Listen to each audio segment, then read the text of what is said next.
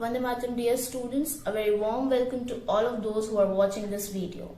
My name is Kavita Bhardwaj, and in your previous class you read some wonderful poems like The Road Not Taken, No Men Are Foreign, among several other poems. Today we will be dealing with the first poem of your English course book, First Flight in class 10th, Dust of Snow by Robert Frost, known for his realistic depictions of rural life. Frost frequently wrote about settings from rural life in New England in the early 20th century, using them to examine complex social and philosophical themes. Frost was honored frequently during his lifetime. Robert Frost is the only poet to receive 4 Pulitzer Prizes for poetry. Dust of Snow is a brief poem, but it conveys the poet's message coherently. The poem shows how human judgment on certain issues can be misleading. The poet depicts the crow and the hemlock tree as reasons for his changed mood and increased optimism.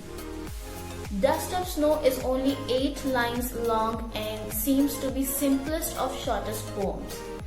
With full-end rhymes and short lines on the surface, the 2 stanzas appear to be nothing more than a snapshot of a trivial event concerning a crow, a hemlock tree, and a human being. Yet, as always with Robert Frost, you know that beneath the surface there will develop deeper meanings. Frost himself wrote, "It is what is beyond that makes poetry, what is unsaid in any work of art. Its unsaid part is its best part." So it is with the tiny poem. The reader might take only 15 seconds to recite it, but once finished there could be several hours spent on or several ways of working out what the message is, if any. First published in 1923 in the book New Hampshire, this little poem has remained popular because it just opposes 2 fundamental human complexity and animal simplicity in such a compact and symbolic form. Now let's begin with the poem. The way a crow shook down on me the dust of snow from a hemlock tree. Now let's understand the meaning of these lines. There's the speaker, the man under a tree. It is probably winter season and there is snow on the tree, an evergreen pine called hemlock, and a crow has happened to send some snow dust down on the man. Whether it falls onto his head or down his neck is unknown because it's not really relevant to the poem. What is important is the way that crow makes it happen. But once again, the reader is left to imagine the bird's specific action. Whether it be the crow preening, merely shaking, flying off or landing, or readjusting its feet on a branch. Somehow a light dusting of snow is the result and it lands on the speaker. The actual word is shook, so it could be said that crow is shivering in the snowy tree. For the speaker, this must have come out of the blue. The crow's action caused an unexpected fall of the snow dust. Each line in the poem runs into the next, which is called as enjambment, which I have told you, which I have make you understand in the classes also, that continuation of thought in the next line. This literary device is called as enjambment. So the idea is building up in the poem. Now moving ahead with the second stanza. Has given my heart a change of mood and saved some part of a day I had rued. So the first stanza flows into the second, which is the more intimate part of the poem, as the speaker begins to confirm a change of mood. The crow, traditionally given a bad name as a symbol of doom and fear, becomes a catalyst for positive change. The speaker, because of the snow dust falling on him, finds himself partially relieved. His day just got a whole lot better. The event somehow allowing him, it is allowing the poet to see life from a different angle. There are two crucial words Robert Frost uses here, rued and saved. The former meaning to regret something which often cannot be undone. The meaning of rued here is to regret something which often cannot be undone, and the later meaning to reuse or keep safe. The word saved is also associated with religion, being saved by God, for example, but this does not really fit the circumstances of the speaker. Why? Because only part of a day is saved, not his soul. If the figurative heart changes mood, then this is quite a profound shift. Being outdoors in nature, with all its unpredictability, can benefit anyone, anywhere, at any time. The message of the poem is put into words by Robert Frost. Always, always a larger significance. A little thing touches a larger thing.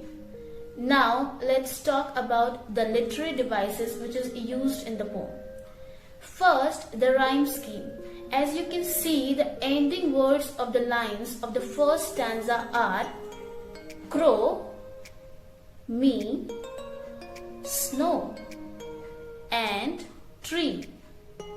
It is clear that the word crow rhymes with the word snow, whereas the word me rhymes with the word tree. So the rhyme scheme of the first stanza would be A, B, A, B. Similarly, if we talk about the second stanza, the word heart rhymes with the word part, and the word mood rhymes with the word root. Hence, the rhyme scheme of the second stanza is C, D, C, D. Thus, the rhyme scheme of the whole poem is A, B, A, B, C, D, C, D. The next rhetorical device which is used by Robert Frost in the poem is alliteration. So, as we all know, the occurrence of the same letter or sound at the beginning of an adjacent or closely connected words is called alliteration. For instance, in the first and the third line of the second stanza. So in the first line, has given my heart. Here we see the letter H or the sound H has occurred several times. And in the third line of the second stanza, and saved some part.